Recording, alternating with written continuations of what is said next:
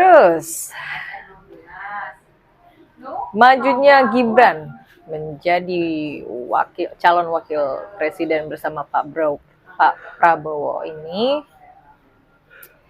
melahirkan isu dinasti politik. Ya, ini adalah yang dipersiapkan untuk membentuk dinasti yang besar dan lain-lain gitu ya. Tapi menurut lo, apakah membentuk dinasti di dalam berpolitik itu hal yang salah? Oh, nanti dulu ya. Dinasti itu salah apa benar? Ya. Nanti dulu aku jelaskan. Tapi menurutku Jokowi jadi presiden 2 kali. Menurutku karena dia bawa pengaruh. Karena Pak Presidennya bawa pengaruh secara pribadi. Terus Gibran jadi wakil. Dan menurutku karena dia bawa pengaruh secara pribadi. Habis itu kan ada Kaisang, ketua PSI, ya karena bawa pengaruh. Kebetulan mereka bapak dan anak. Cuma karena semuanya bawa pengaruh, ya akhirnya jadi seperti ini. Saya tidak merasakan bahwa mereka merencanakan sesuatu. Tidaklah. Kalau ada bicara yang merencanakan sesuatu, aku yakin semua orang merencanakan sesuatu. Ngapain mesti bingung?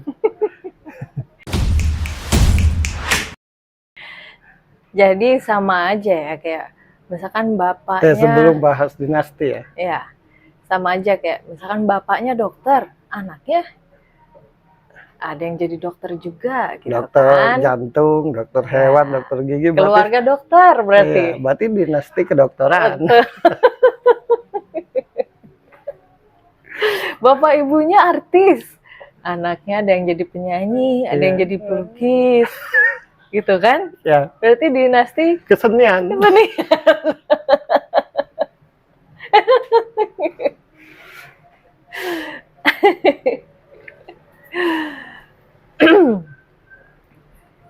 Berarti dibahas ada dinasti ini hanya karena berpengaruh gitu ya. Ya kenapa heboh dibahas kalau tidak bawa pengaruh? Iya kan? Betul. Anggap saja Gibran terlalu mudah. Anggap saja dia belum berpikir besar. Anggap saja dia belum ada pengalaman. Ya. Ya berarti kan senang. Yang nyalon-nyalon lainnya. Wah, berarti tidak bawa pengaruh dong.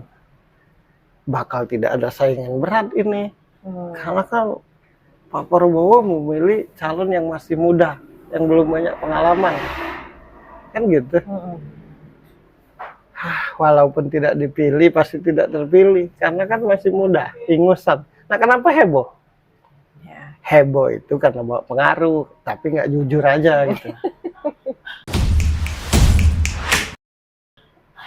Oh, ataupun yang komen adanya dinasti politik, sayangnya dia nggak jadi Yang anaknya presiden ya. Kalau jadi anaknya atau keponakannya atau siapa, pasti dia nggak akan komentar gitu. Kan gue bayangin gini ya, lucu. Misalkan ya, Gibran atau siapa, atau Gibran lah misalkan ya, jadi tetanggaku. Jadi tetangganya aja rasanya bangga aku. Tetanggaku loh ya. Nggak usah masuk dinasti kayaknya. Tapi menurutku tidak ada perencanaan. Yang lo lihat gitu, ada? Apakah ada gitu perencanaan khusus untuk membentuk? Sekarang gini juga. Sehebat apapun perencanaan, kalau orang-orangnya tidak berpengaruh, tidak akan terjadi. Pernah nggak? Karena dia bawa pengaruh, makanya gimana caranya supaya jelek namanya. Kan gitu. Kemudian aku kan berpengalaman, aku kan sudah berumur, aku kan banyak menjabat. Harusnya aku aja. Masa yang bawa masih muda? Ya kalau yang tua tidak bawa pengaruh, kebetulan yang muda bawa pengaruh, ya pilih yang muda lah. Kan tiap calon tuh pengen menang. Udah pasti, masa Nah, mencalonkan iyalah, diri untuk artinya kan kalah. tidak mungkin salah dari mereka.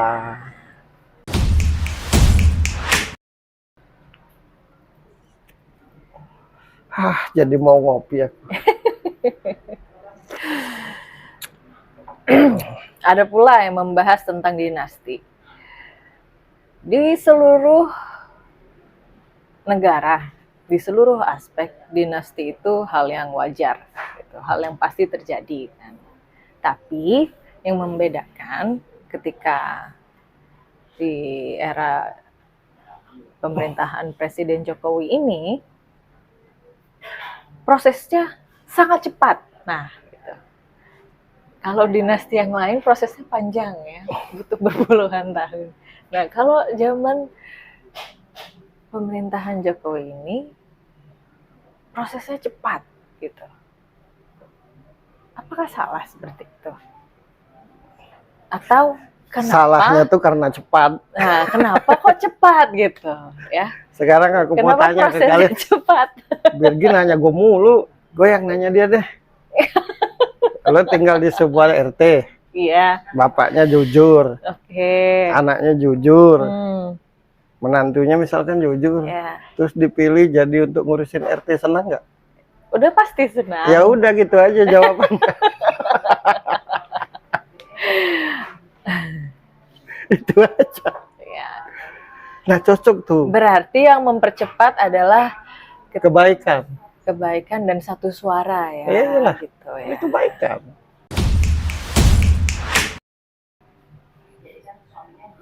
Kalau bicara kalau dinasti itu salah, jadi semuanya salah selama ini.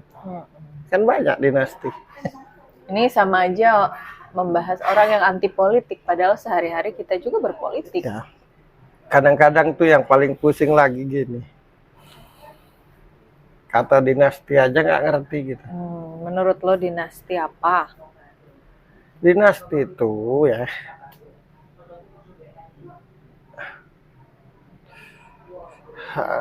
satu kelompok yang menjabat. Ada satu kelompok, di dalam kelompok itu semua jabatan ada di dia. Oke. Ada di semuanya, ada di saudara, ada di sepupu dan segala macam. Dan reaksinya, efeknya menghancurkan, arogan, menyengsarakan, Oke. tidak bisa berkata, tidak punya hak, diktator untuk kesenangan dirinya dan keluarganya. Oke. Nah itulah disebut dinasti itu. Makanya ada dinasti ini, ada dinasti itu. Lihatlah setiap cerita dinasti pasti kesengsaraan masyarakatnya. Nah ini makanya kata dinasti. Biar seolah-olah Bukan tidak tahu artinya apa gitu. itu yang diangkat ya. Benar nggak? Ya, dinasti Betul. itu kan sesuatu yang Ya. diingat. Kenapa disebut dinasti? Karena pada saat mereka berdiri banyak menghancurkan di mana-mana, arogan, diktator.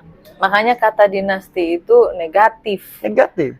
Ya, tidak akan disebut dinasti walaupun yang menjabat bapaknya, anaknya, sepupunya, menantunya, saudaranya, kalau bawa kebaikan buat masyarakat. Oke. Bawa kehancuran dan arogansi, nah itulah disebut dinasti. Gitu ya. Nah kenyataannya nggak kayak gitu. Selama ini kita lihat